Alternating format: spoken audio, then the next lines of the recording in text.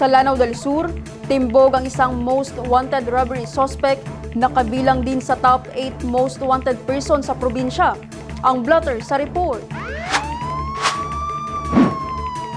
Sa pagpapatuloy ng pinaigting na kampanya ng Philippine National Police laban sa mga wanted persons, matagumpay na naaresto ng Police Regional Office, Bangsamoro Autonomous Region at Regional Intelligence Unit 15 ang isa sa mga most wanted robbery suspects ng Lanao del Sur sa Barangay Inudaran, Marantao.